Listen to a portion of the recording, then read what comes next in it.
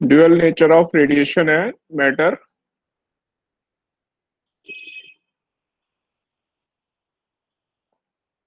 Last class में हमने ये टॉपिक लिया था, इसमें से हमने फोटो इलेक्ट्रिक इफेक्ट स्टडी किया था।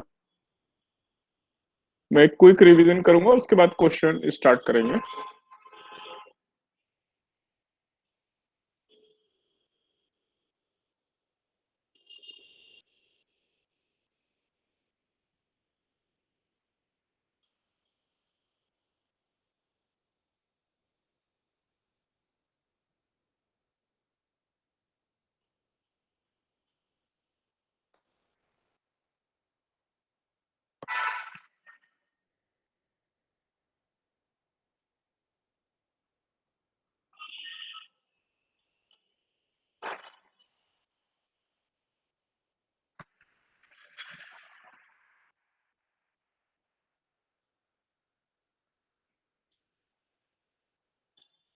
तो ये टॉपिक आपको आसान लगेगा और समझ में भी अच्छा आएगा, क्योंकि अब ये मॉडर्न फिजिक्स है, ये स्टूडेंट्स को अच्छी लगती है। इसमें कोई डिफिकल्टी नहीं होगी आप लोगों को। तो ये हमारा कैथोड और ये एनोड है, इसको हमने एक सेल के साथ ये कनेक्ट किया। जैसे इसके ऊपर ये लाइट फॉल होगी, तुरंत इससे इलेक्ट्रॉन एमिट होते हैं। अगर ये जो मेटल है, इसका वर्क फंक्शन होता है, अगर ये लाइट की एनर्जी इस वर्क फंक्शन से ज्यादा है तो इससे इलेक्ट्रॉन एमिट होते हैं, और वो इलेक्ट्रॉन दूसरे टर्मिनल के ऊपर मूव करेंगे, और इनके मोशन से जो भी चार्ज फ्लो करेगा, चार्ज पर यूनिट टाइम से हमें फोटो करंट मिलेगी। तो इस इफेक्ट को हम फोटो इलेक्ट्रिक इफेक्ट कहते हैं। और ये जो इलेक्ट्रॉन्स होंगे, इनकी मैक्सिमम पॉसिबल काइनेटिक एनर्जी, ये हमने लास्ट टाइम इक्वेशन लिखी थी, कुछ इक्वेशन मैं फिर से लिख रहा हूँ, फिर इसके क्वेश्चन ट्राई करेंगे। मैक्सिमम पॉसिबल काइनेटिक एनर्जी, जो ये लाइट फॉल हो रही है, यहाँ पे हम लाइट की पार्टिकल नेचर स्टडी कर रहे हैं। तो light is made up of small packets of energy, जिन्हें हम फोटॉन्स कहते हैं, और फोटोन की एनर्जी हम hc/λ इससे निकालेंगे फोटोन की एनर्जी।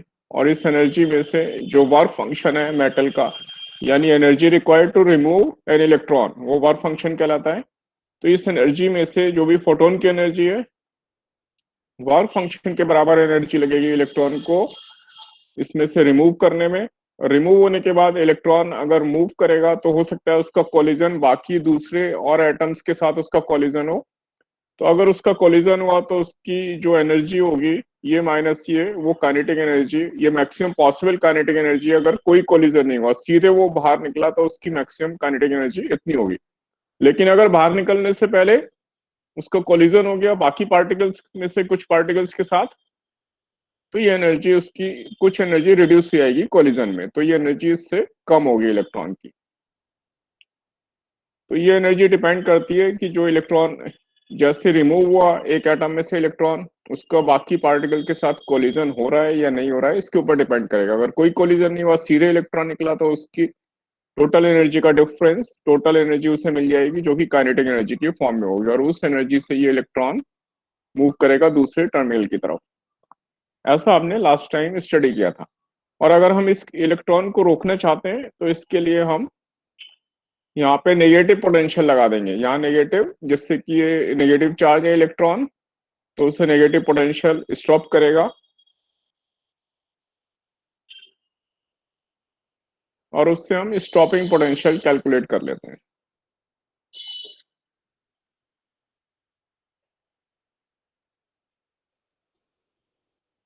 तो ये चार्ज इनटू ये नेगेटिव पोटेंशियल, ये इसकी सारी काइनेटिक एनर्जी, जो मैक्सिमम काइनेटिक एनर्जी है, जो मैक्सिमम काइनेटिक एनर्जी वाले इलेक्ट्रॉन्स हैं, हमें उन्हें रोकना है। अगर हमने उन्हें रोक दिया, इतना पोटेंशियल लगाया कि सारी एनर्जी उसके अगेंस्ट यूज हो जाए इस पोटेंशियल को काउंटर करने में, तो अगर मैक्सिमम काइनेटिक एनर्जी वाला इलेक्ट्रॉन यहाँ नहीं पहुंच पाएगा, तो उससे कम एनर्जी वाले तो बिल्कुल नहीं पहुंच पाएंगे। तो इसलिए यहाँ पे कोई इलेक्ट्रॉन नहीं पहुंचेगा अगर हम ये स्टॉपिंग पोटेंशियल इतना लगा दें। वी नॉट स्टॉपिंग पोटेंशियल है चार्ज इनटू पोटेंशियल डिफरेंस। ये वर्क डन होगा जो इलेक्ट्रॉन को इतना वर्क करना पड़ेगा इसके अगेंस्ट, और ये काइनेटिक एनर्जी उस इलेक्ट्रॉन की इस वर्क में यूज हो जाएगी।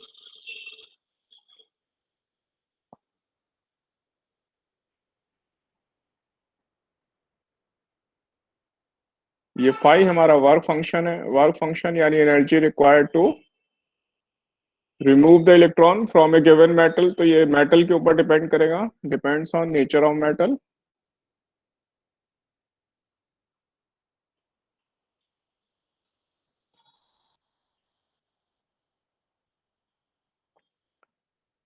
तो जो भी यहाँ पे जिस मटेरियल का ये एलिमेंट बना होगा उसकी नेचर के ऊपर डिपेंड करेगा। सब एलिमेंट के लिए अलग अलग होगा।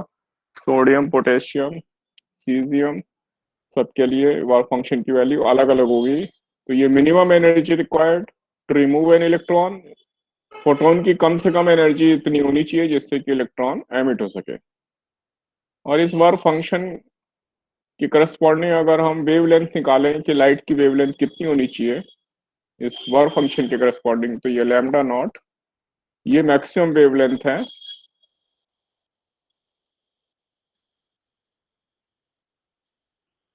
जिसके लिए फोटो इलेक्ट्रिक इफेक्ट होगा, मैक्सिमम पॉसिबल वेवलेंथ। और इस मैक्सिमम वेवलेंथ को हम थ्रेशोल्ड वेवलेंथ कहते हैं।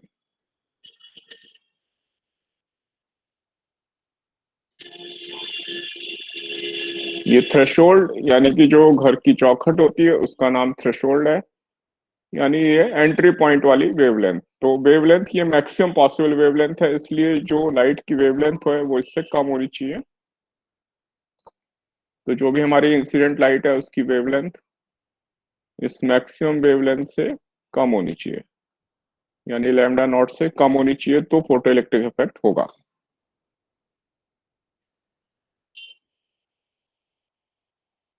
तो अभी हम इस इक्वेशन का यूज करने वाले हैं और कैलकुलेशन फास्ट करने के लिए। Not five, only energy, energy of photon लिखा हूं मैं, एनर्जी ऑफ फोटोन।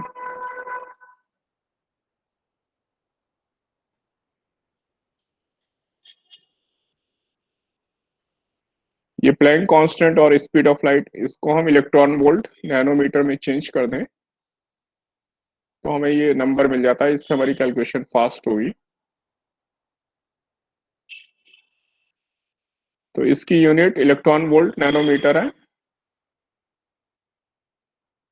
ये वेवलेंथ ऑफ इंसिडेंट लाइट है, इससे हमें फोटोन की एनर्जी मिलेगी इलेक्ट्रॉन वोल्ट में। अगर हम लैम्डा को नैनोमीटर में रख दें तो नैनोमीटर नैनोमीटर कैंसिल हो जाएंगे और एनर्जी हमें इलेक्ट्रॉन वोल्ट में मिल जाएगी। तो हमारी कैलकुलेशन थोड़ी फास्ट होगी। अदरवाइज हमें जो प्लैंक कांस्टेंट की वैल्यू होती है एसआई यूनिट्स में 6.63 10⁻⁻34 जूल सेकेंड्स, वो रखकर लैम्डा को मीटर में रख के क्वेश्चन वैसे भी होगा, लेकिन इससे हमारी स्पीड थोड़ी बढ़ जाएगी। तो यहाँ तक हमने ऑलरेडी स्टडी किया था।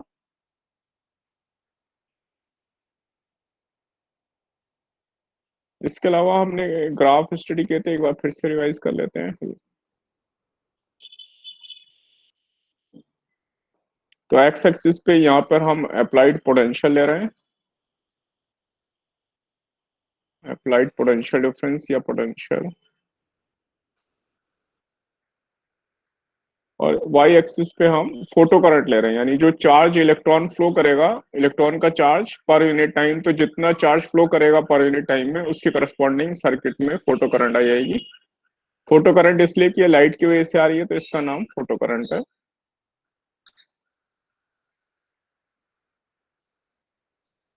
तो ये हमने वाई एक्सिस पे लिया है।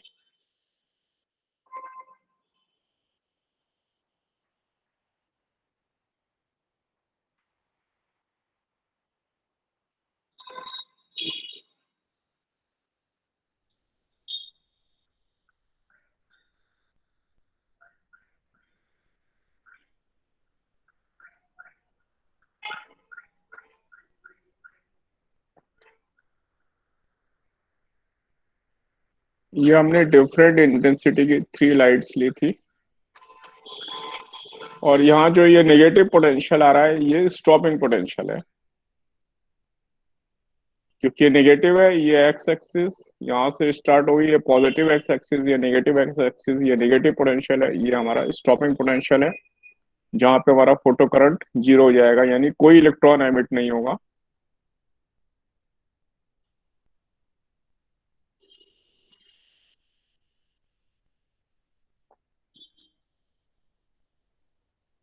तो अगर हमने ऐसी लाइट ली है, ये ग्राफ उस लाइट के लिए जिसकी इंटेंसिटी हमने अलग अलग ली है और फ्रीक्वेंसी सेम है,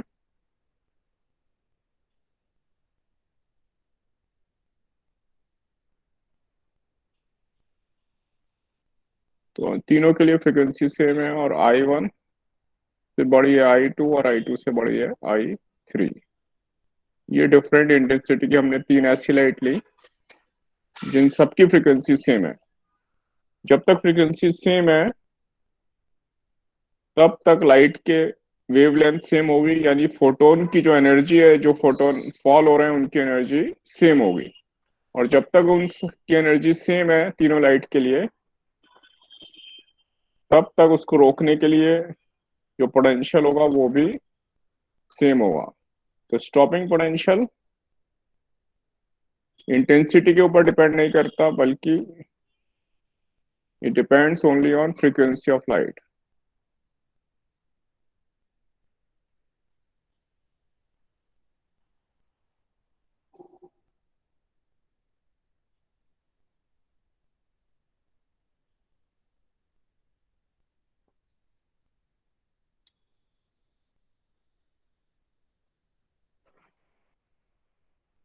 और फ्रीक्वेंसी मतलब इनडायरेक्टली वेवलेंथ, तो फ्रीक्वेंसी या वेवलेंथ के ऊपर डिपेंड करेगा ये स्टॉपिंग पोटेंशियल। जब तक वो चेंज नहीं करेंगे हम, तब तक स्टॉपिंग पोटेंशियल में कोई चेंज नहीं होगा। इसीलिए ग्राफ इंपॉर्टेंट है, हमें याद रखते हैं। इनकी शेप ऐसी आती है।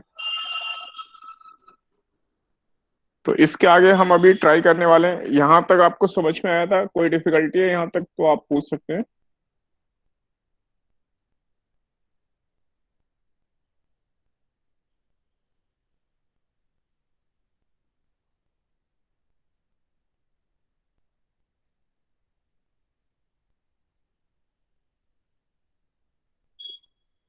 तो क्लास यहाँ तक आपको कोई डिफिकल्टी है क्लास में किसी को?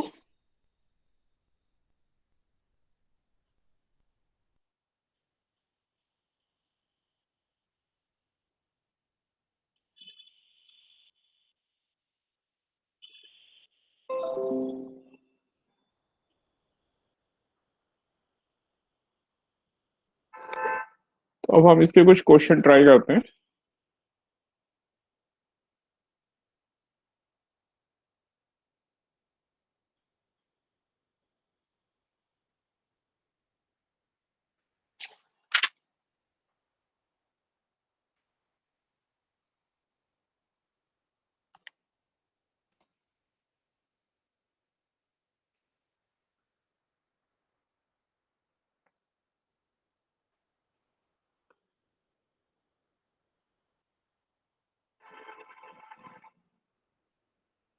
ये monochromatic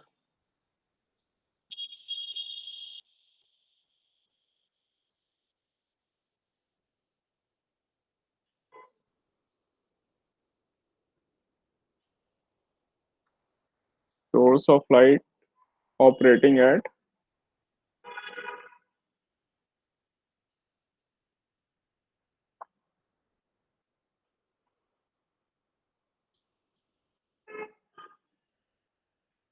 200 watt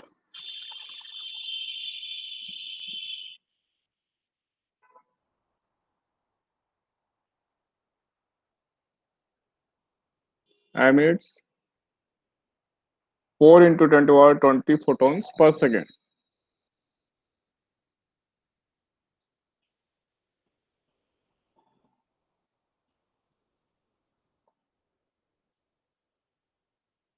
Then find wavelength of light.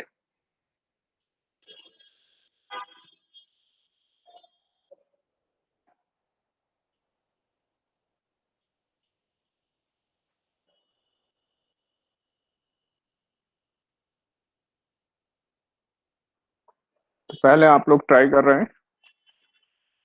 फिर हेल्प मिल जाएगी आपको।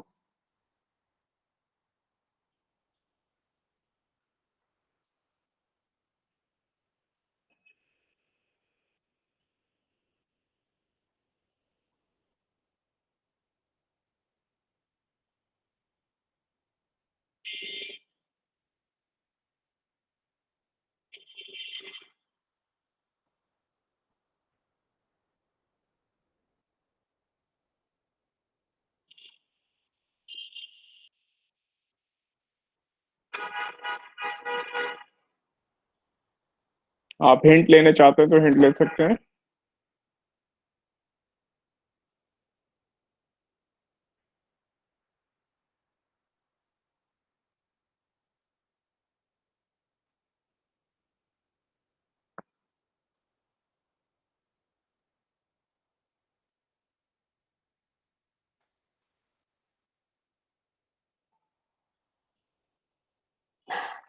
पावर को हम नंबर ऑफ फोटोन से डिवाइड कर दें तो एक फोटोन की एनर्जी मिल जाएगी हमें। एक सेकंड में इतने फोटोन एमिट हो रहे हैं और इतनी एनर्जी एक सेकंड में एमिट हो रही है सोर्स से। तो उसको नंबर ऑफ फोटोन से डिवाइड कर दें तो हमें एक फोटोन की एनर्जी मिल जाएगी। और फोटोन की एनर्जी से वेवलेंथ फाइंड कर लेंगे।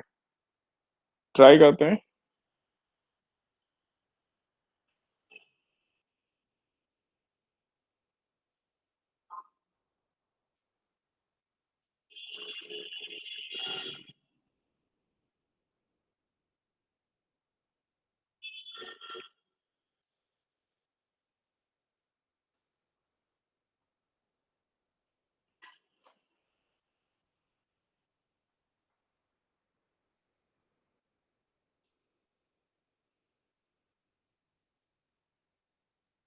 स्टूडेंट्स आप लोग ट्राई कर रहे हैं या मैं सॉल्व करूंगा?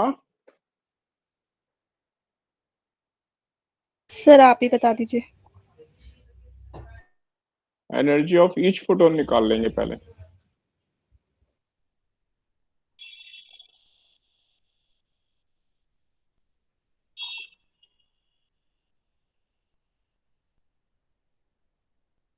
इतनी एनर्जी, ये पावर मतलब इतने जूल पर सेकंड एनर्जी लाइट की है, उसमें इतने फोटॉन्स हैं एक सेकंड में। इसलिए एनर्जी ऑफ ईच फोटोन, ये जूल पर सेकंड में है। तो इसे नंबर ऑफ फोटोन पर सेकंड से अगर डिवाइड कर दें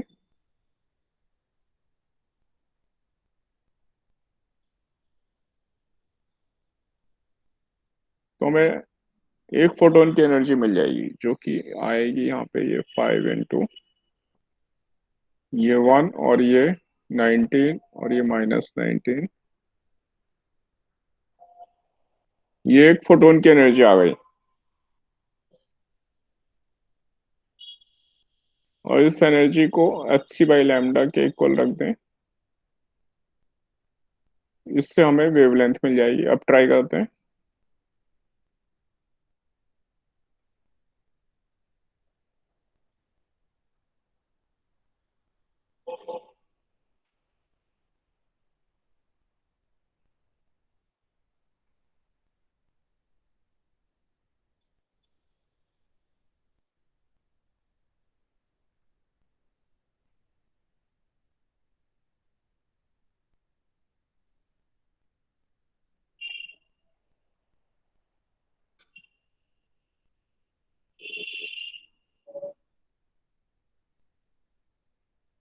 ये हमारा अप्रोक्सीमेट आ जाएगा 400 नैनोमीटर।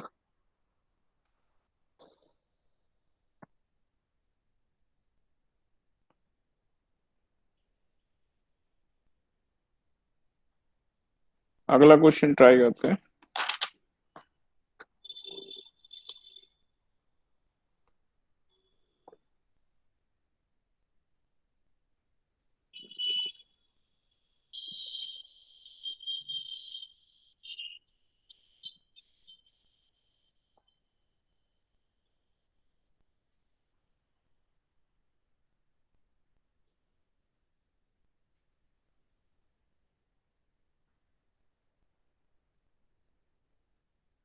ये hydrogen atom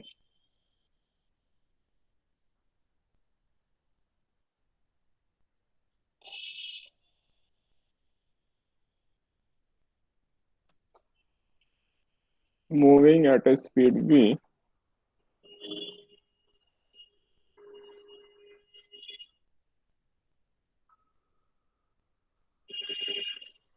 absorbs a photon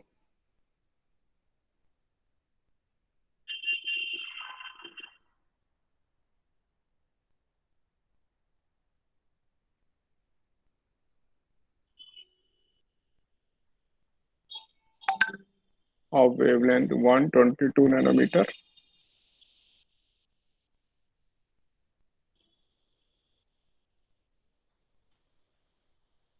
and stops।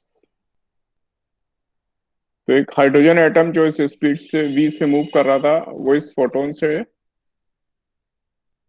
को एब्जॉर्ब करके रुक जाता है। Find the value of v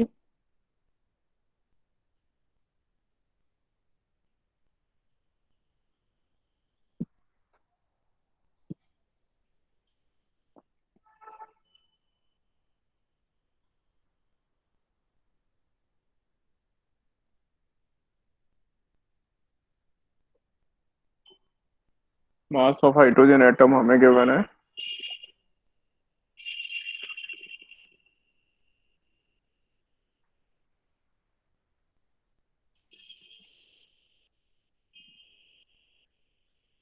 1.67 into 10 to the power minus 27 kg।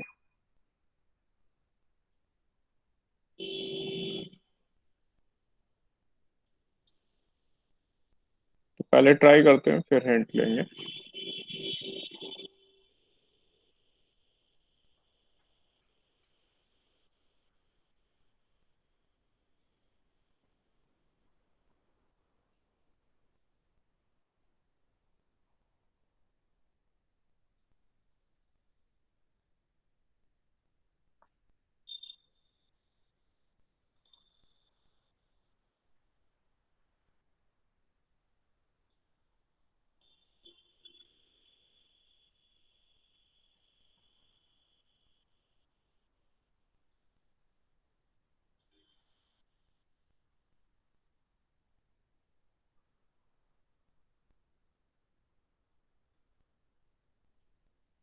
इसमें कंजर्वेशन ऑफ मोमेंटम का यूज करेंगे। ट्राई करते हैं कंजर्वेशन ऑफ मोमेंटम।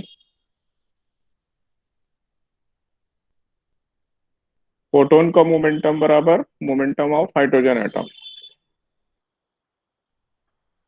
क्योंकि एब्जॉर्ब करने के बाद रुक जाता है यानी फाइनल मोमेंटम जीरो है, इसलिए initially equal and opposite momentum होंगे इसमें।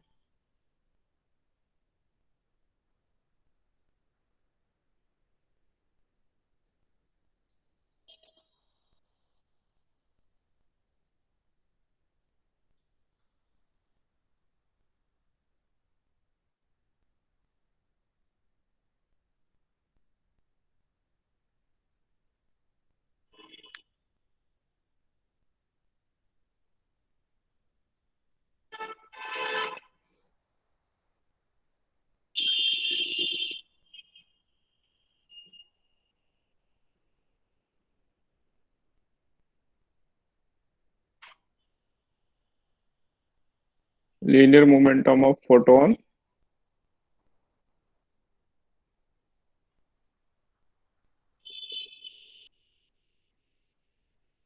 हम इससे निकाल सकते हैं h बाई लैम्डा। लैम्डा में गिवन है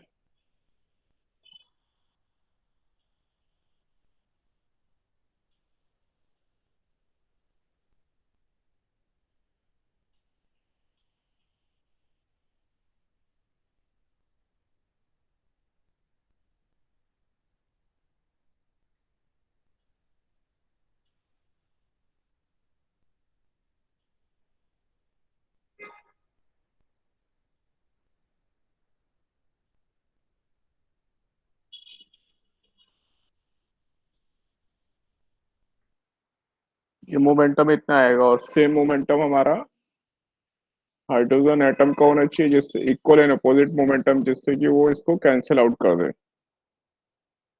इसलिए M V equal to P, velocity is p by M.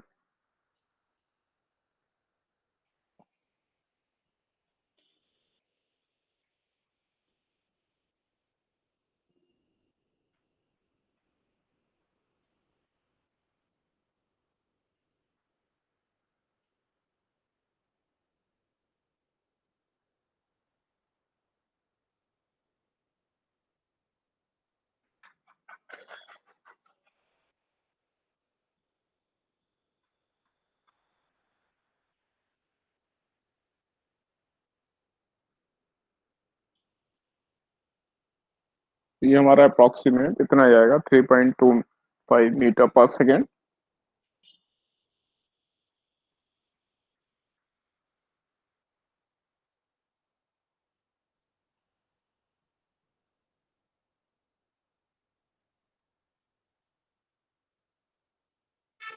यहाँ तक क्लैरिटी है? किसी को कोई डाउट है यहाँ तक?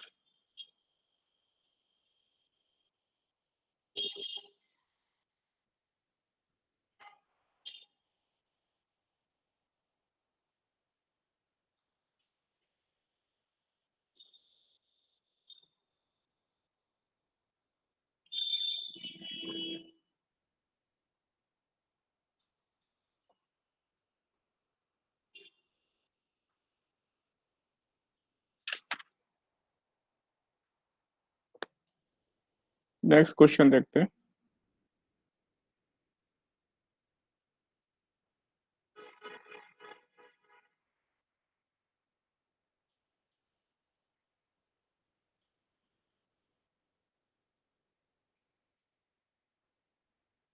Find the threshold wavelength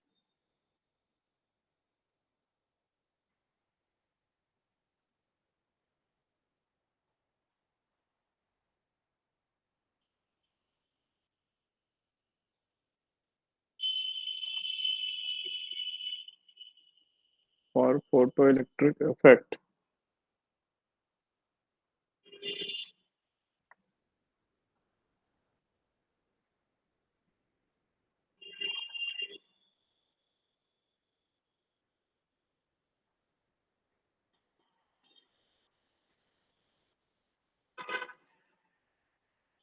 from A copper surface,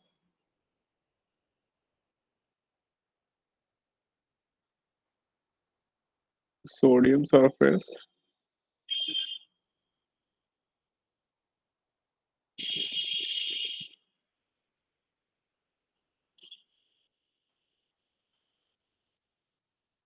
and A caesium surface.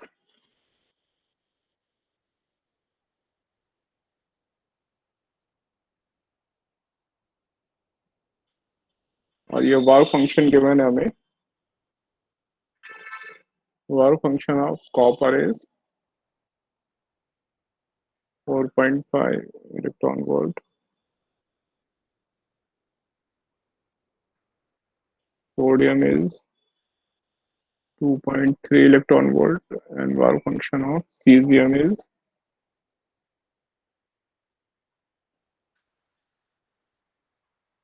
1.9 electron volt।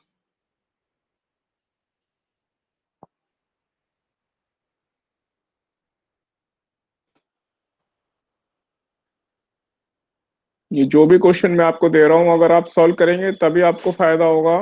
Please question solve करें, सब लोग ट्राई करें, और अगर कहीं कोई डिफिकल्टी आ रही है तो डिस्कस करें, तभी हमें कॉन्फिडेंस आएगा।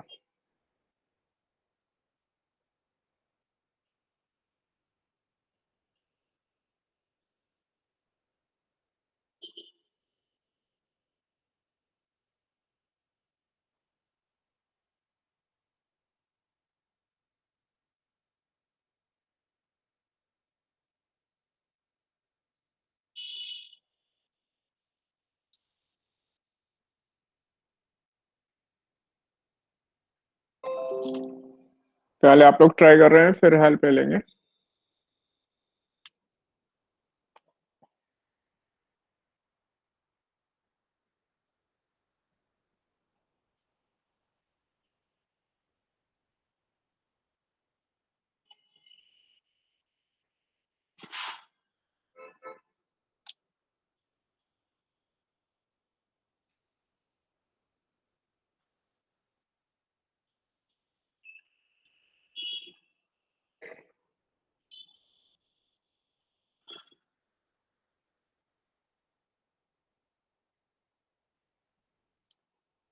थ्रेशोल्ड वेवलेंथ निकालने के लिए वर्क फंक्शन इक्वल टू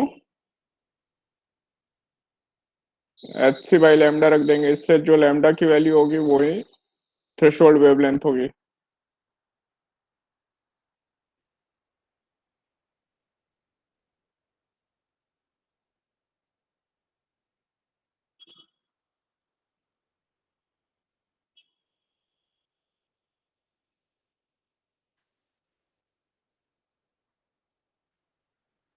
और ये आपको डायरेक्टली इलेक्ट्रॉन वोल्ट में केवन एस में रख देंगे तो हमें डायरेक्ट वेवलेंथ मिल जाएगी।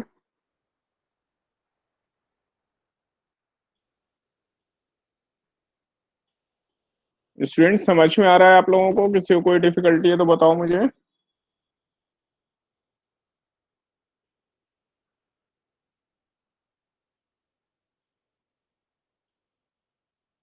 सॉल्व कर रहे हैं आप लोग क्वेश्चन क्लास?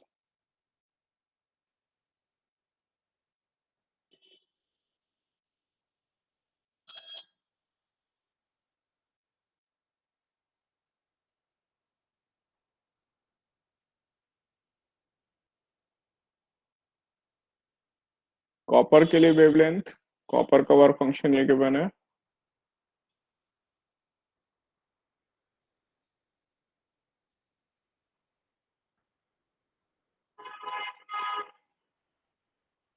ये 276 नैनोमीटर अप्रोक्सीमेटली, ये आंसर आएगा इसके लिए।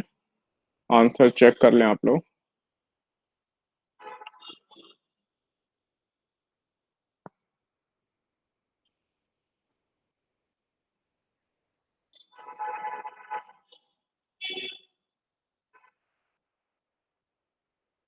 इसी तरह सोडियम के लिए वेवलेंथ निकाल लिए तो सोडियम सोडियम का वर्क फंक्शन यूज करेंगे।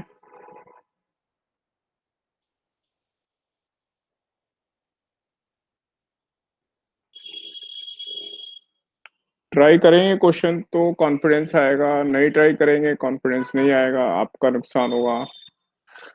इसलिए मैं आप सब लोगों से रिक्वेस्ट कर रहा हूँ, आप लोग प्लीज क्वेश्चन ट्राई करें, सॉल्व करें।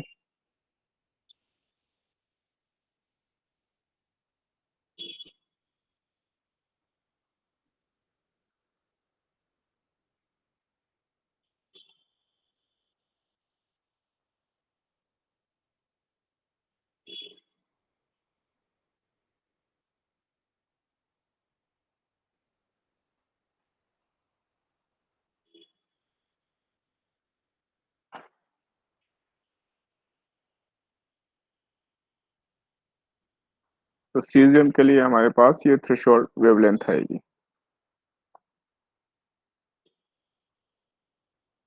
यहाँ तक किसी को कोई डिफिकल्टी है तो आप डिस्कस कर सकते हैं।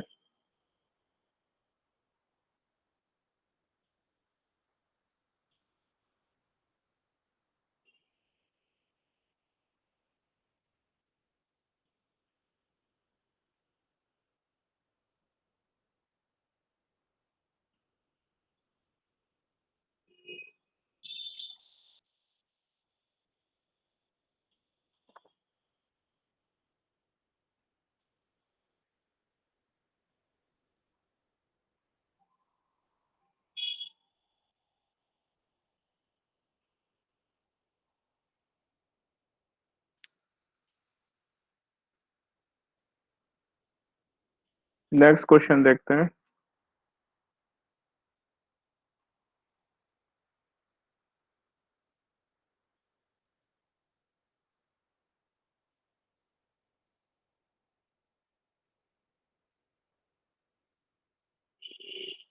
Ultraviolet light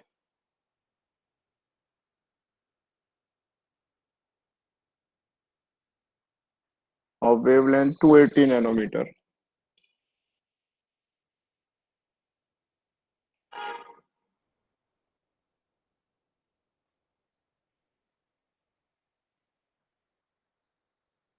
is used in an experiment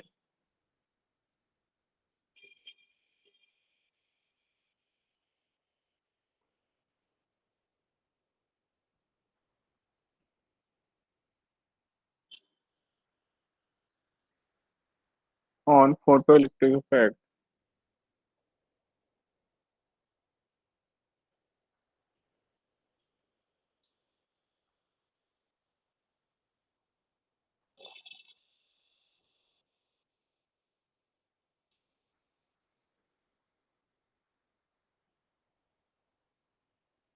with lithium cathode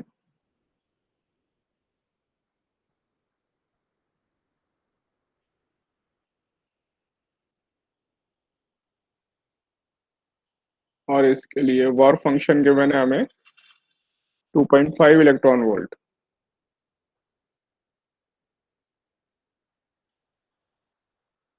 find maximum kinetic energy of photo electrons.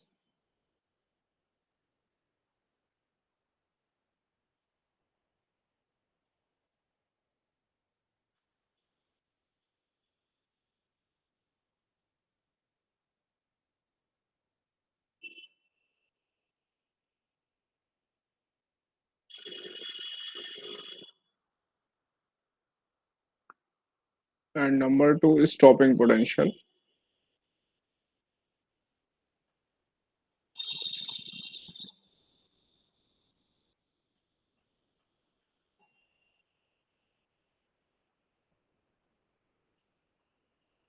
Students आप लोग क्वेश्चन ट्राई करें तभी आपको फायदा होगा, नहीं तो मैं सारे क्वेश्चन मैं सॉल्व करता जाऊंगा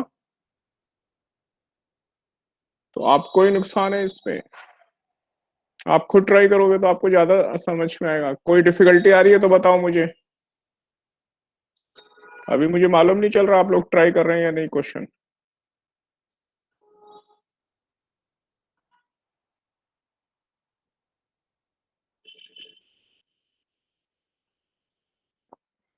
क्लास ट्राई कर रहे हैं आप लोग क्वेश्चन।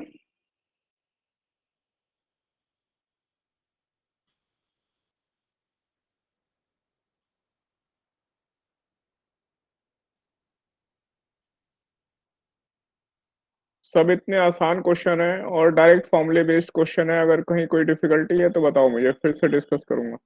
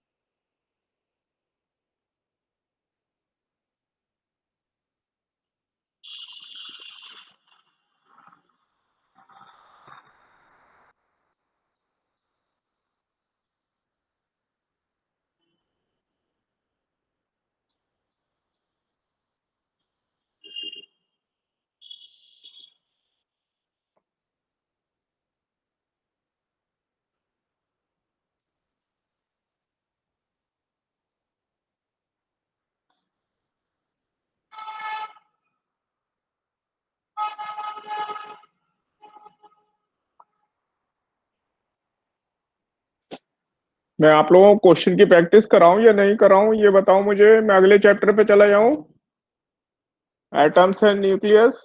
या इसमें अभी प्रैक्टिस करनी है आपको? आप लोग पता नहीं चल रहा है मुझे।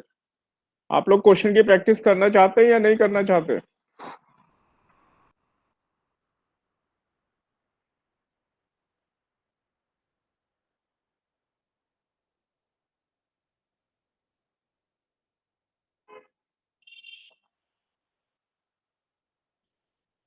प्रैक्टिस नहीं करेंगे तो एग्जाम में भी क्वेश्चन नहीं होंगे। तो हमें मैक्सिमम काइनेटिक एनर्जी फाइंड करनी है। और मैक्सिमम काइनेटिक एनर्जी के लिए हमारे पास ये फॉर्मूला है। Kinetic energy maximum equal to energy of photon minus work function.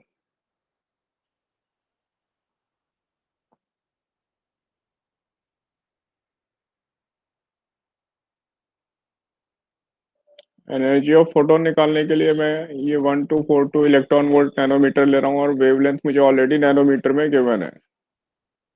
इससे डिवाइड करेंगे तो ये इलेक्ट्रॉन वोल्ट में आंसर आएगा और ये भी इलेक्ट्रॉन वोल्ट में।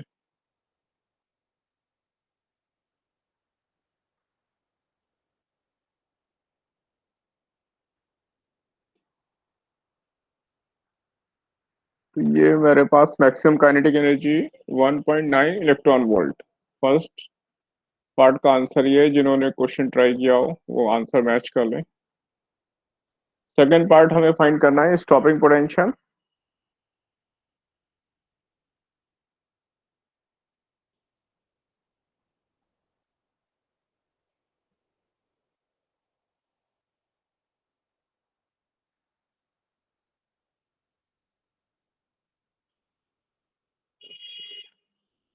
और stopping potential is given by E is equal to maximum kinetic energy.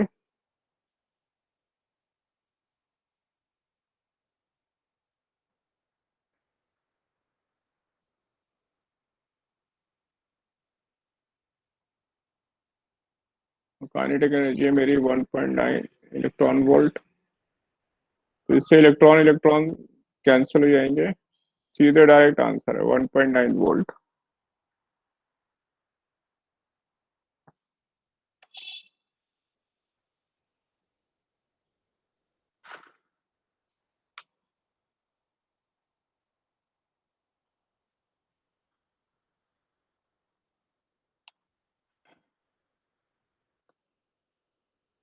यहाँ तक किसी को कोई डिफिकल्टी है?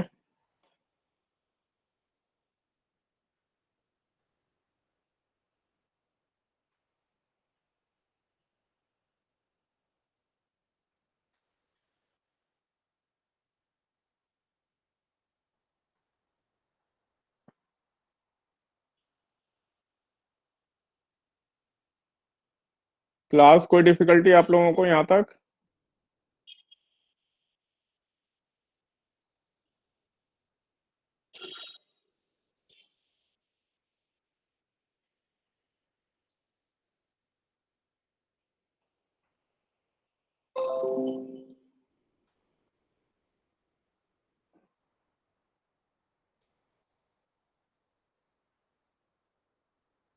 नेक्स्ट क्वेश्चन ट्राई करेंगे।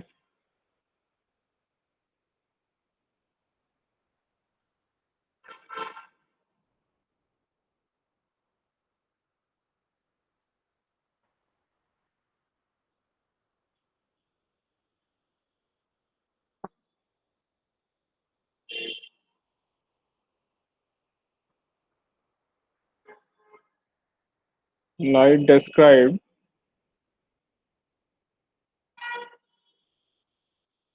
एट अ प्लेस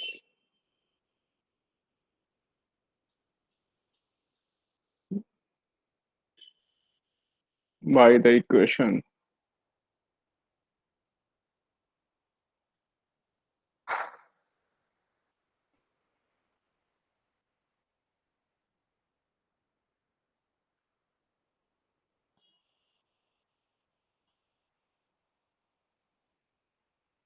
ये 100 वोल्ट पर मीटर इलेक्ट्रिक फील्ड के मैंने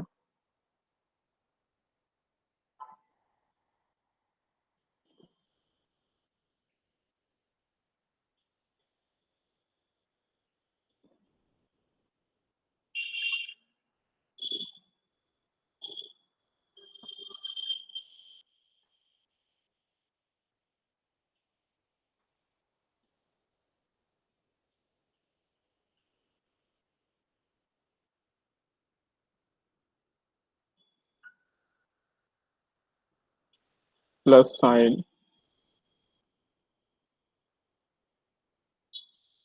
8 × 10⁻15।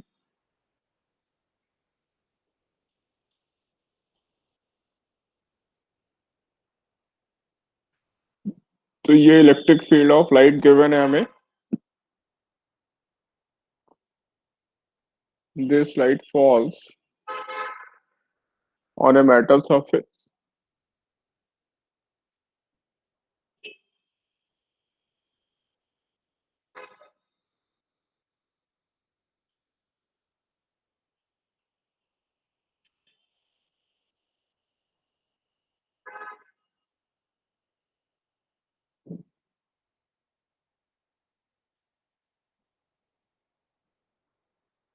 having this work function of 2 electron volt.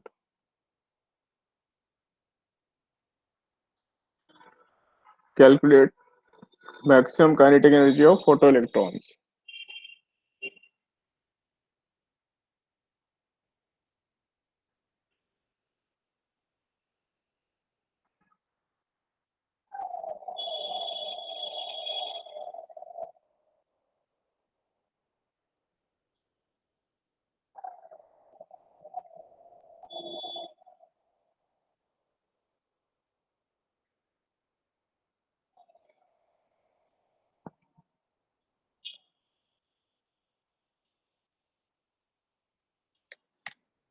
पहले आप ट्राई कर रहे हैं, फिर हेल्प मिलेगी।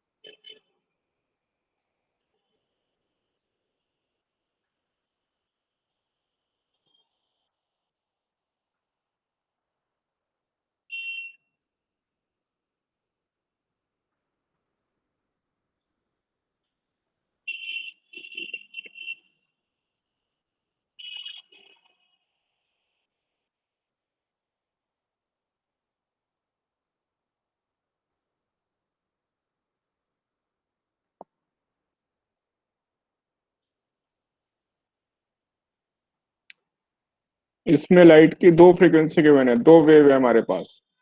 तो मैक्सिमम काइनेटिक एनर्जी के लिए जिसकी फ्रीक्वेंसी ज्यादा है वो यूज करेंगे, larger frequency.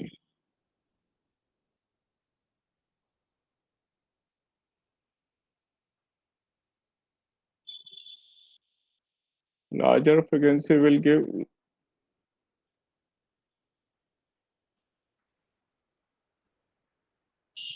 Larger kinetic energy. तो इसलिए लार्जर फ्रीक्वेंसी ये है साइन ओमेगा टी, ये ओमेगा गिवन है हमें, और omega equal to 2 pi F. इसलिए फ्रीक्वेंसी पहले इससे फाइंड करेंगे, ओमेगा अपॉन 2 पाई।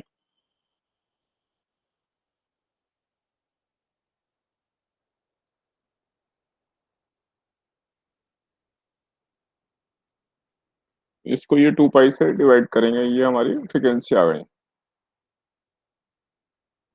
और इसको हम यूज करेंगे काइनेटिक एनर्जी मैक्सिमम।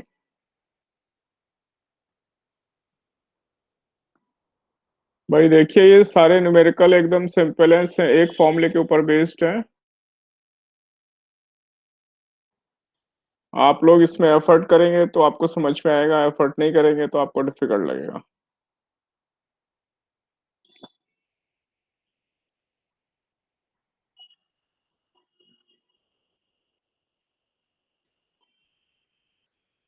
ये प्लैंक कांस्टेंट इलेक्ट्रॉन वोल्ट की टर्म्स में होता है, तो मैं वो यूज कर रहा हूँ जिससे मेरी कैलकुलेशन आसान हो।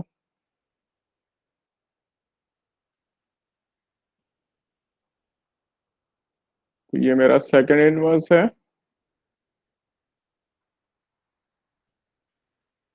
तो इसलिए ये कैंसिल होकर इलेक्ट्रॉन वोल्ट में मुझे आंसर मिलेगा, माइनस वर्क फंक्शन जो कि मुझे 2 इलेक्ट्रॉन वोल्ट गिवन है। ये आएगा अप्रोक्सीमेटली 5.27 और माइनस 2.0,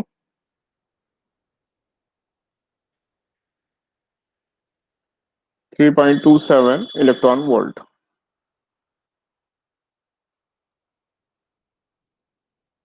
यहाँ तक किसी को कोई डाउट है तो पूछ सकते हैं।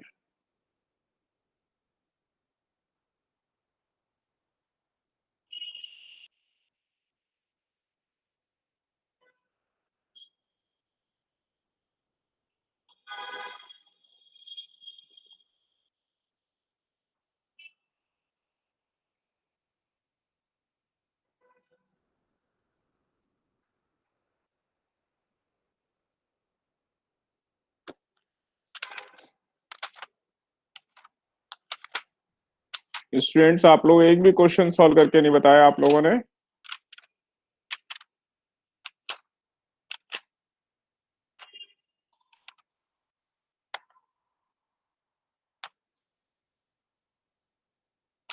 क्वेश्चन सॉल्व नहीं करना चाहते आप लोग?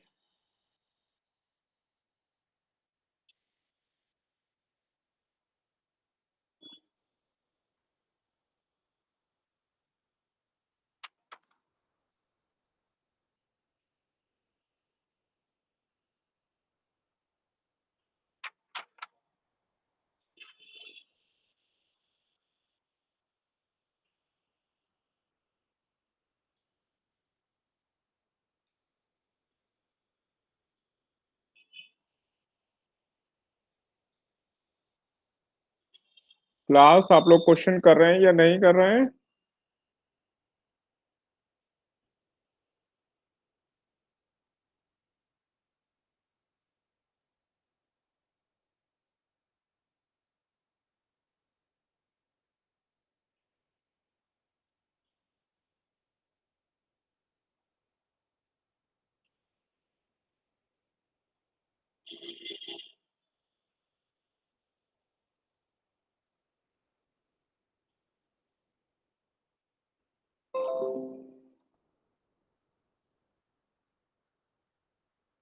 तो नेक्स्ट क्वेश्चन ट्राई करते हैं।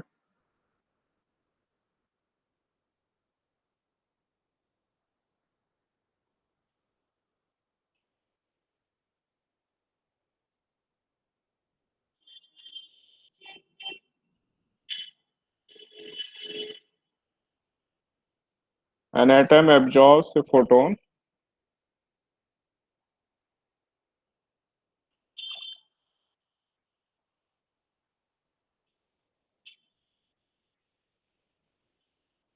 of wavelength 500 nanometer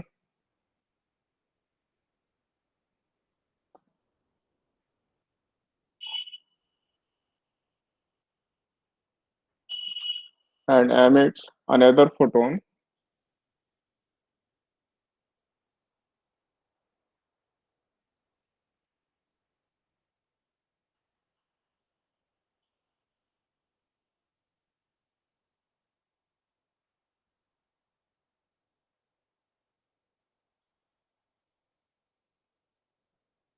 of wavelength 700 nanometer.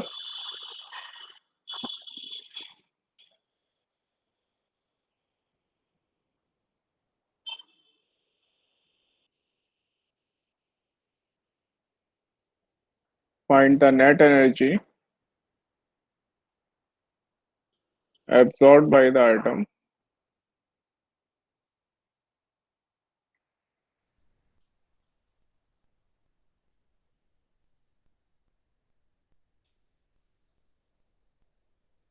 in the process.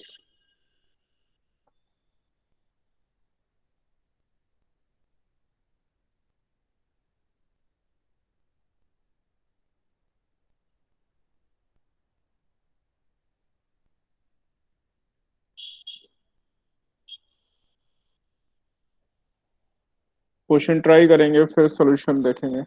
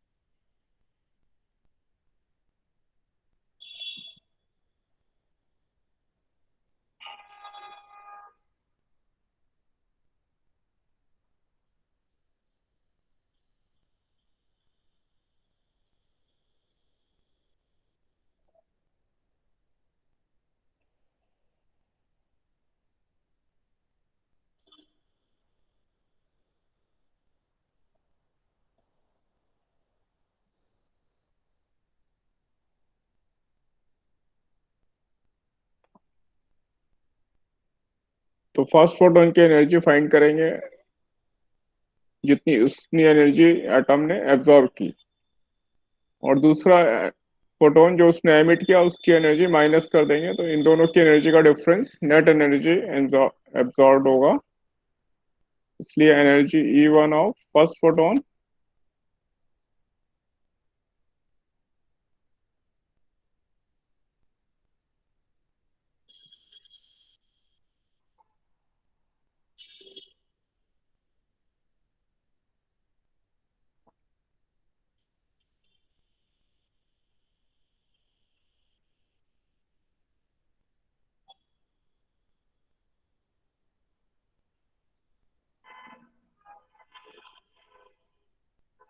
HC की वैल्यू बाद में रखते हैं, पहले ये दिया हुआ मुझे 500 नैनोमीटर।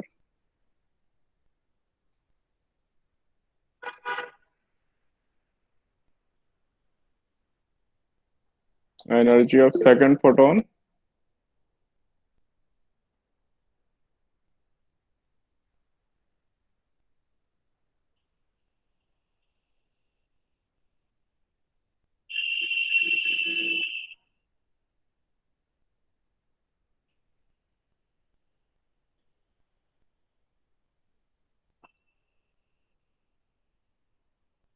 नेट एनर्जी एब्जॉर्ब इन दोनों का डिफरेंस होगी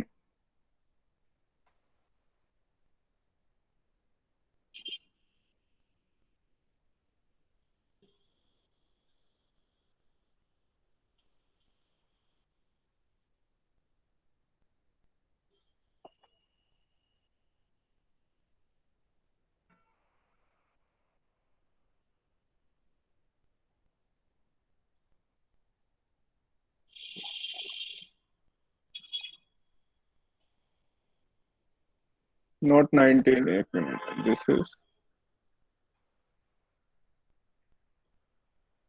10⁻⁹ और ये भी है 10⁻⁹।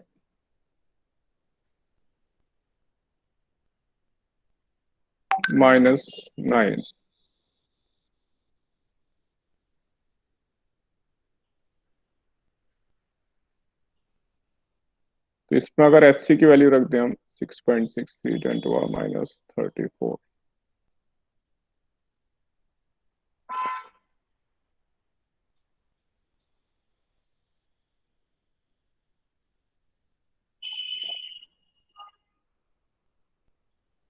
और ये हो गया 10⁻⁻7 जो कि ऊपर जाके हो जाएगा 10⁻7 और ये 1/5 माइनस 1/7।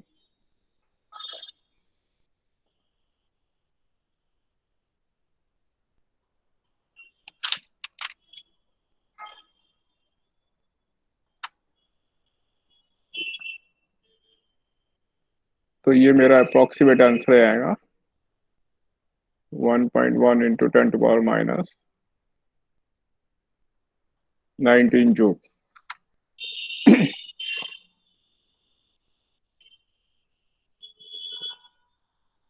तो ये हमने कुछ क्वेश्चन ट्राई किए फोटो इलेक्ट्रिक इफेक्ट के। अब देखें अगर ये हमने लाइट के लिए देखा, लाइट की पार्टिकल नेचर। अब देखें जो पार्टिकल्स होते हैं इलेक्ट्रॉन या प्रोटॉन, उनके लिए वेवलेंथ कैसे निकालेंगे।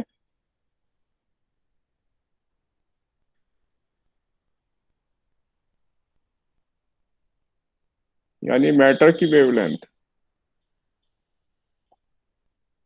मैटर की वेव नेचर, इसके लिए वेवलेंथ हम निकालेंगे। ये momentum equal to de Broglie wavelength h/λ। तो लैम्डा इधर ले गए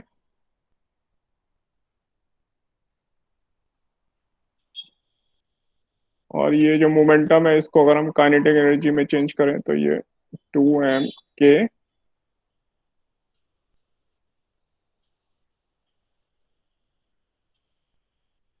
और अगर पार्टिकल पे चार्ज q है और पोटेंशियल डिफरेंस v है तो ये इक्वेशन इस फॉर्म में चेंज हो जाएगी।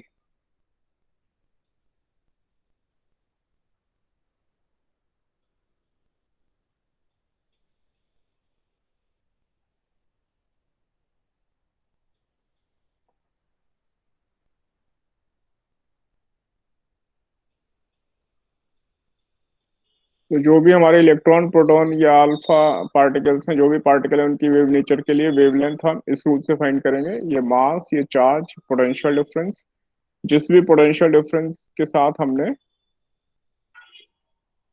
उसको एनर्जी दी होगी, चार्ज इंटू पोटेंशियल डिफरेंस, ये उसकी काइनेटिक एनर्जी होगी। तो काइनेटिक एनर्जी को यहाँ रिप्लेस कर देंगे। तो इस रूल से हमें इलेक्ट्रॉन या प्रोटॉन या जो भी मैटर होगा उसकी वेवलेंथ मिलेगी।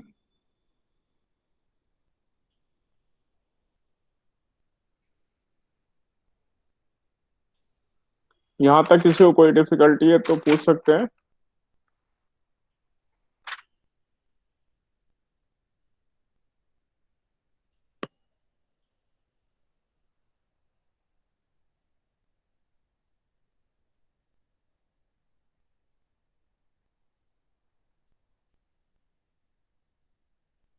नहीं तो मैं अगला पार्ट स्टार्ट करूंगा, एटम्स एंड न्यूक्लियस, उसमें एटम वाला पार्ट। अभी हमारे पास थोड़ा टाइम है, तो हम एटम वाला पार्ट स्टार्ट करेंगे। यहाँ तक कोई डिफिकल्टी है तो बताओ आप लोग।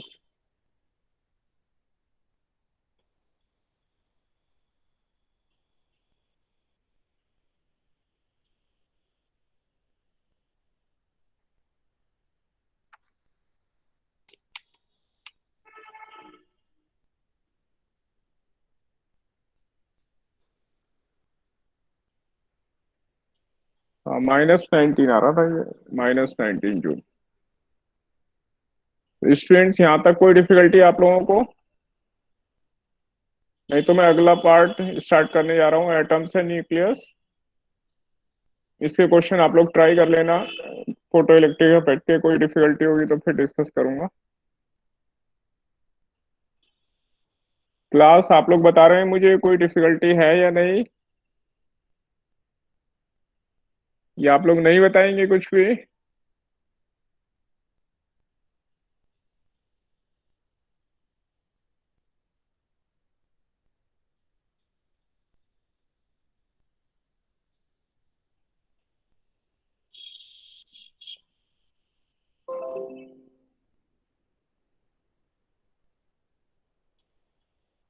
आप लोग इंटरेक्ट करेंगे तो आपको ज्यादा समझ में आएगा, कम इंटरेक्शन रखेंगे तो आपको डिफिकल्टी होगी।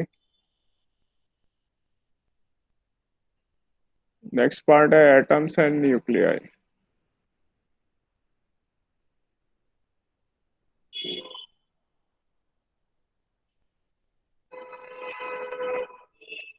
एटम्स में जो फर्स्ट इम्पोर्टेंट टॉपिक है हमारा, वो है हमारा बोर्स मॉडल, जो कि आपने केमिस्ट्री में ऑलरेडी किया हुआ है, लेकिन हम इसको फिजिक्स में भी डिटेल में करेंगे।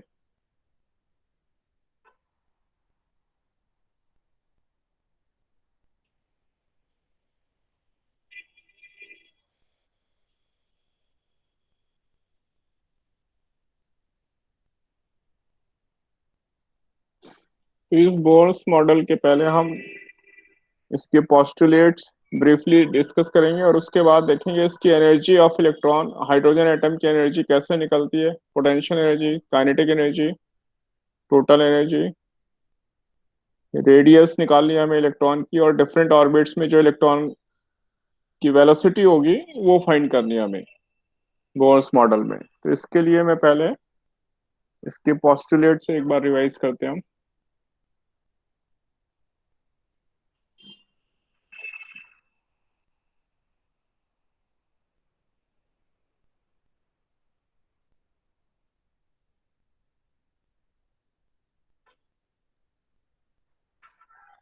First postulate, electron revolves around the nucleus in circular orbit.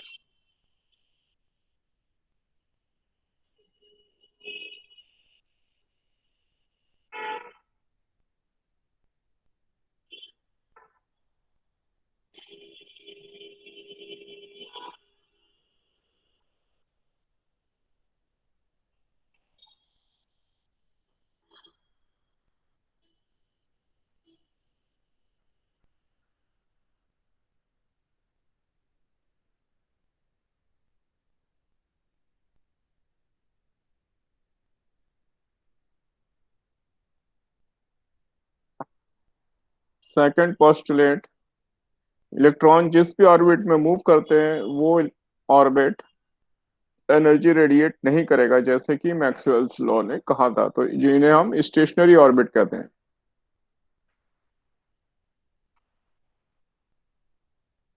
तो ये जो ऑर्बिट ऑफ इलेक्ट्रॉन होंगे around the nucleus, they can take only special value of the radius. उनकी रेडियस अभी हम फाइंड करेंगे। रेडियस ऑफ इलेक्ट्रॉन्स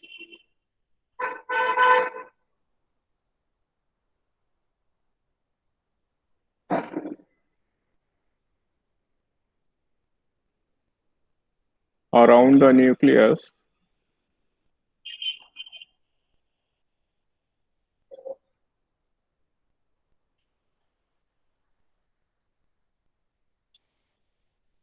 मैं एक ही इलेक्ट्रॉन ले रहा हूँ क्योंकि हम इसमें जनरली एक ही इलेक्ट्रॉन कंसीडर करने वाले हैं। The orbit of electron around the nucleus can take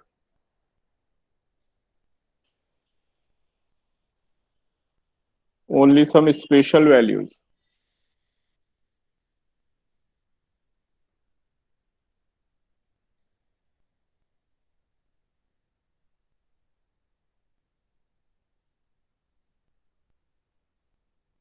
off the radius.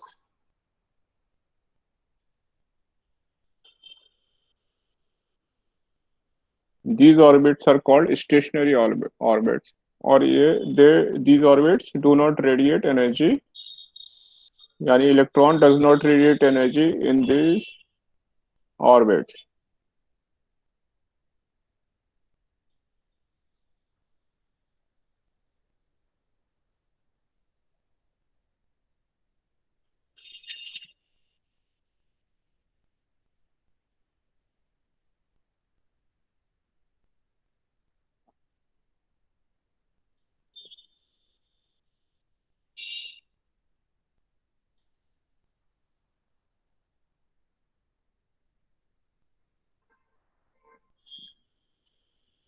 These orbits are called stationary orbits.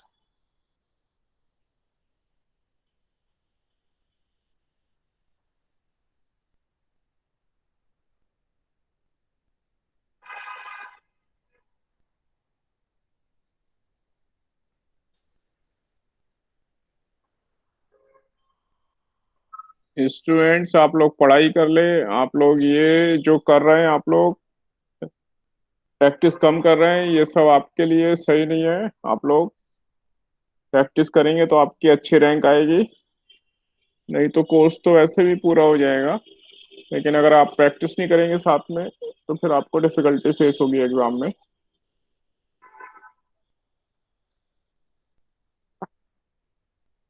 Third postulate है, जो भी एटम है उसकी हर ऑर्बिट में एनर्जी फिक्स होती है। इसलिए अगर एक इलेक्ट्रॉन हायर लेवल से लोअर लेवल में जंप करेगा तो एनर्जी के डिफरेंस के बराबर वो एक फोटोन एमिट करेगा। तो energy of atom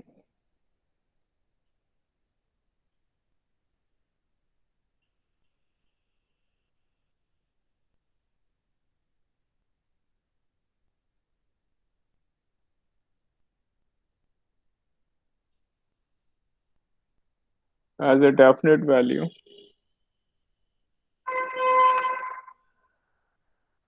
in a given stationary orbit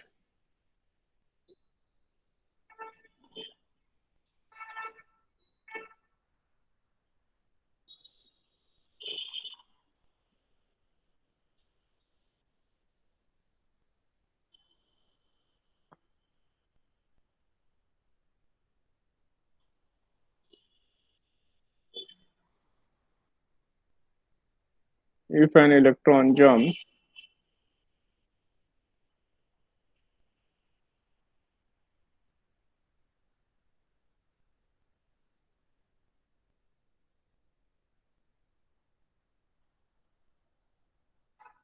from an orbit of higher energy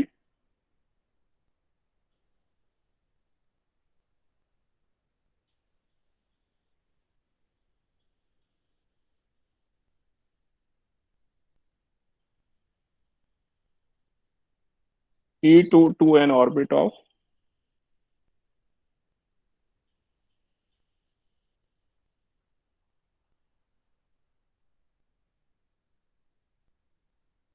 lower energy E1,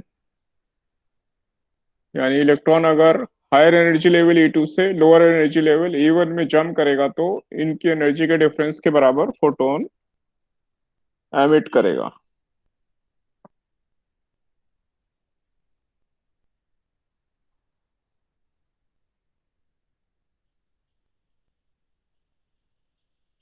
then it emits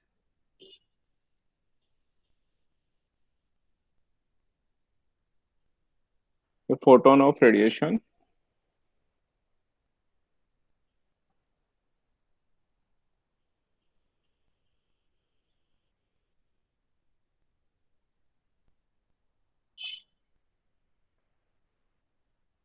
और उस फोटोन की एनर्जी होगी E2 माइनस E1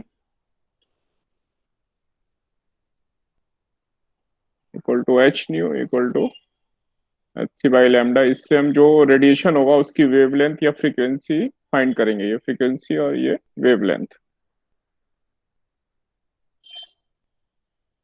यहाँ तक कोई डिफिकल्टी है तो आप पूछ सकते हैं, डिस्कस कर सकते हैं।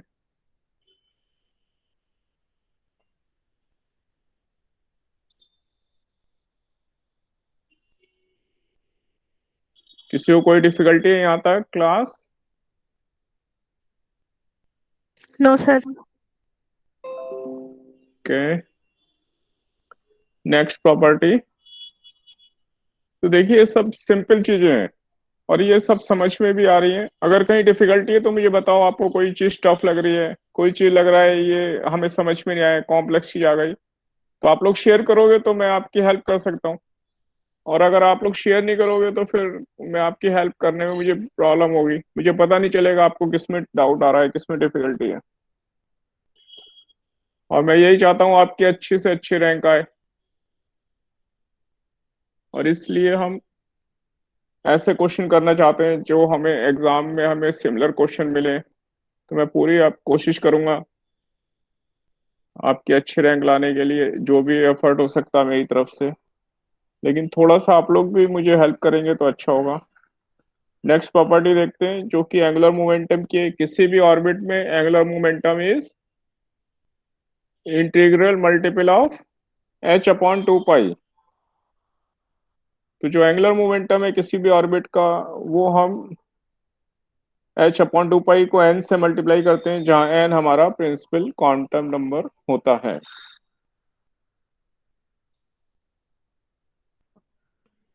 ये लास्ट प्रॉपर्टी है, इसके बेसिस पर अभी हम आगे फॉर्मूले ड्राइव करने वाले हैं। इनके फॉर्मूले ड्राइव करने वाले हैं जो energy of atom, radius of orbits, velocity in given orbit, इन सबके फॉर्मूले, potential energy, kinetic energy, total energy, सबके फॉर्मूले अभी ड्राइव करने वाले हैं इसके बेसिस पर।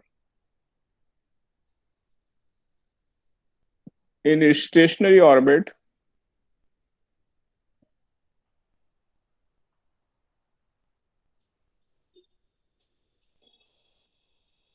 The angular momentum of electron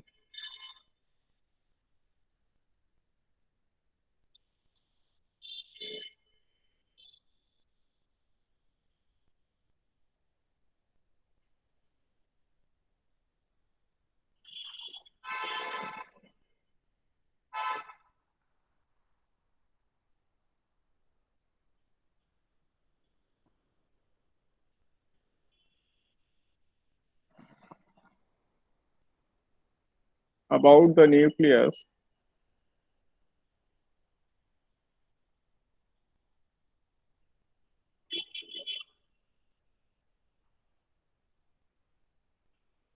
is an integral multiple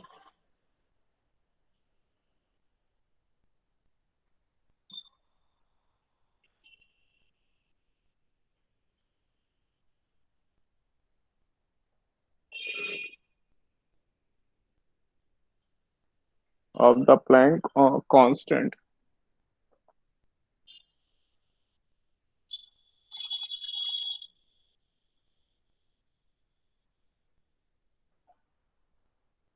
Constant h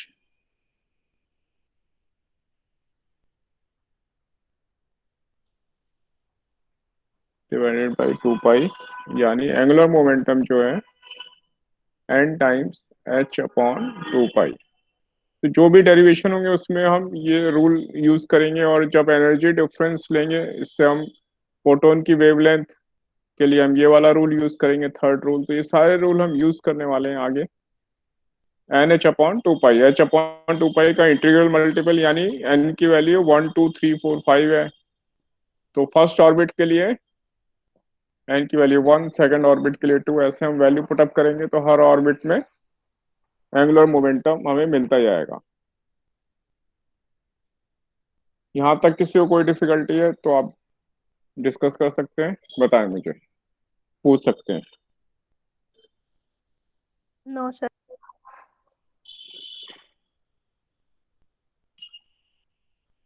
ये जो हमने पोस्टुलेट्स पढ़े इससे अब हम एनर्जी ऑफ हाइड्रोजन एटम निकालते हैं, या हाइड्रोजन लाइक एटम्स, यानी जिनके और आउटर ऑर्बिट में सिर्फ एक इलेक्ट्रॉन है।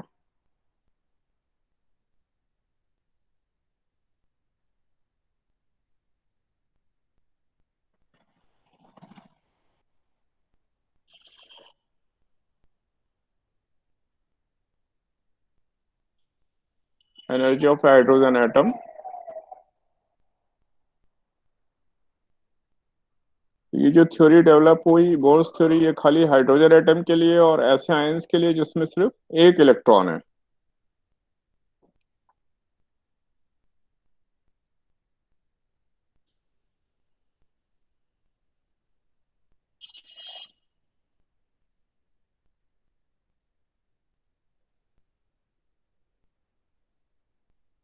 Is applicable to hydrogen atoms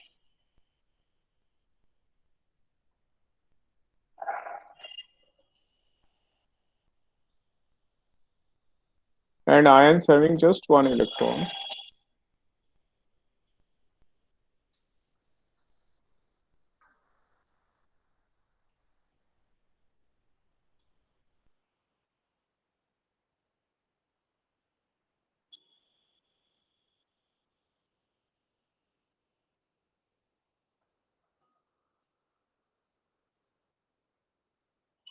तो इसलिए ये किस किस को एप्लीकेबल होगी? हीलियम प्लस, लिथियम, बेरिलियम, जिनमें सिर्फ एक एक इलेक्ट्रॉन बचा है, ऐसे ये सब आयंस हैं जिसमें सिंगल इलेक्ट्रॉन है।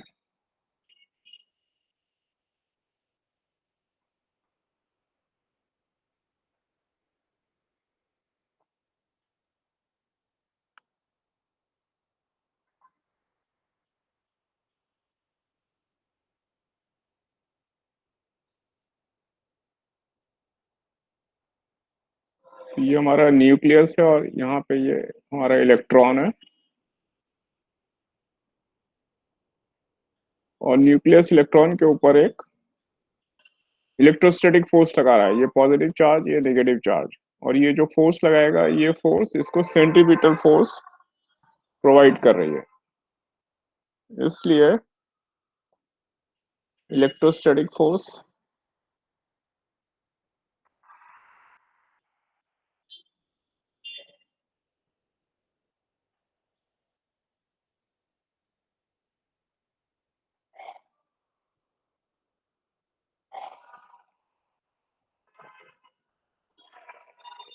1/4πε0 Z इसका एटॉमिक नंबर, तो Z इंटू ई, ये पॉजिटिव चार्ज हुआ, और बाहर इलेक्ट्रॉन का charge Q1 into Q2 upon R square, R इसकी रेडियस हुई ऑर्बिट की। तो ये हमारे फोर्स आ रही है, कूलम फोर्स या इलेक्ट्रोस्टैटिक फोर्स, इलेक्ट्रॉन के ऊपर न्यूक्लियस की वजह से। और इस फोर्स, ये फोर्स जिसे सेंट्रीपिटल फोर्स प्रोवाइड करेगी।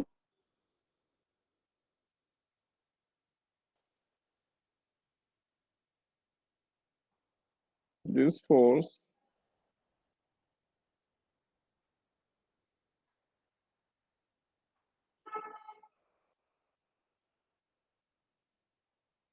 provides centripetal force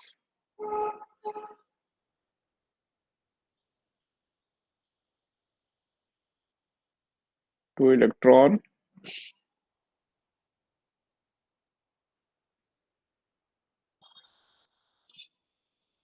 इसलिए इसको हम इलेक्ट्रो, एक इक्वेशन आ गई अगर हम इस फोर्स को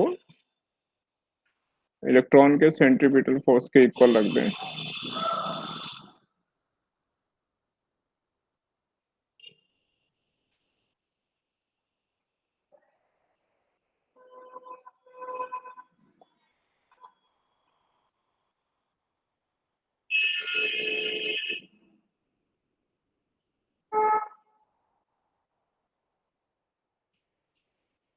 यहां से हमें आर की वैल्यू मिल गई,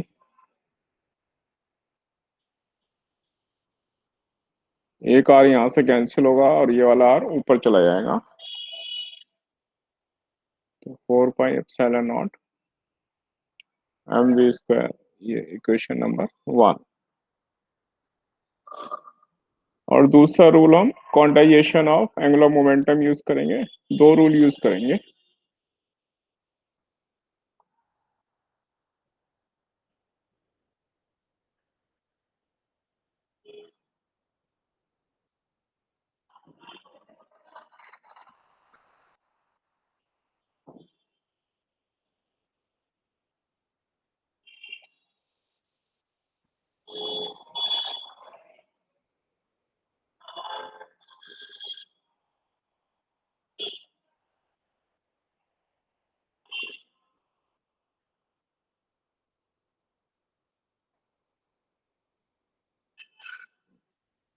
एंगुलर मोमेंटम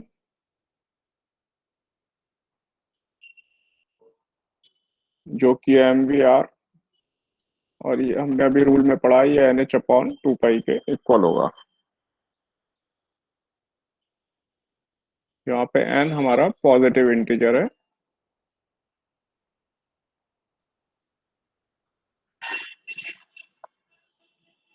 तो 1 और 2 में से अगर रेडियस एलिमिनेट कर दें तो हमें वेलोसिटी मिलेगी from equation 1 and 2।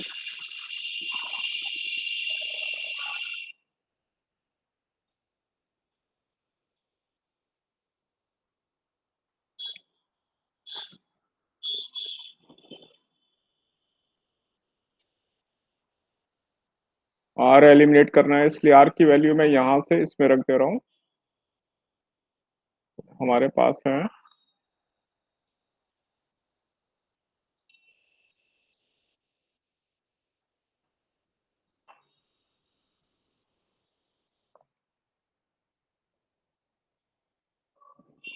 z² upon 4 pi epsilon not mv², ये इक्वेशन नंबर 1 से। और सेकंड इक्वेशन से mv को मैं नीचे ले आ रहा हूँ, तो ये हो जाएगा NH/2 पाई mv।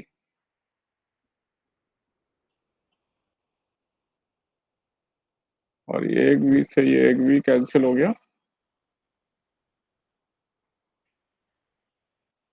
और ये 2 से ये कैंसिल हो गया।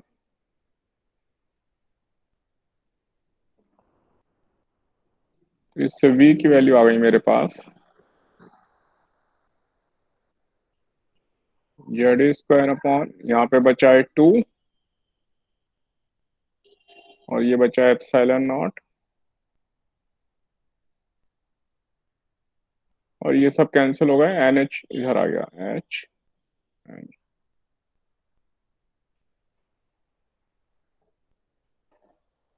तो ये मुझे वेलोसिटी ऑफ इलेक्ट्रॉन किसी भी गिवन ऑर्बिट में इलेक्ट्रॉन की वेलोसिटी के लिए एक्सप्रेशन मिल गया। और इस वेलोसिटी को यहाँ पे रख दें तो मुझे रेडियस मिल जाएगी from second and third.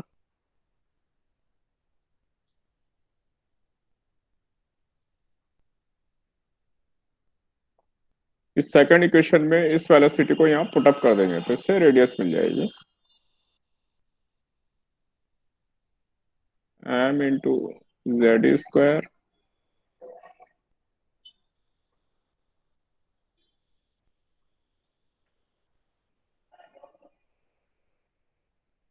mvr equal to NH/2 pi.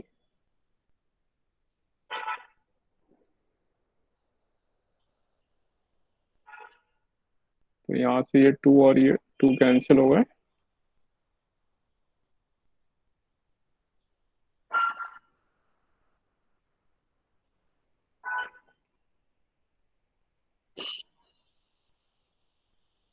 तो इसलिए r को मैं लिख सकता हूँ, ये h और n ऊपर चले गए तो ये epsilon not h² n²।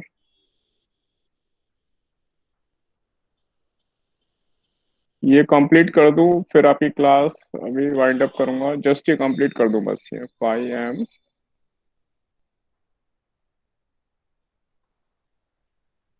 z² ये इक्वेशन नंबर 4। तो ऐसे हमें ये वेलोसिटी और ये रेडियस मिल गई। इसके बेसिस पर हम अगली क्लास में आगे डिस्कस करेंगे। यहाँ तक कोई डिफिकल्टी आपको?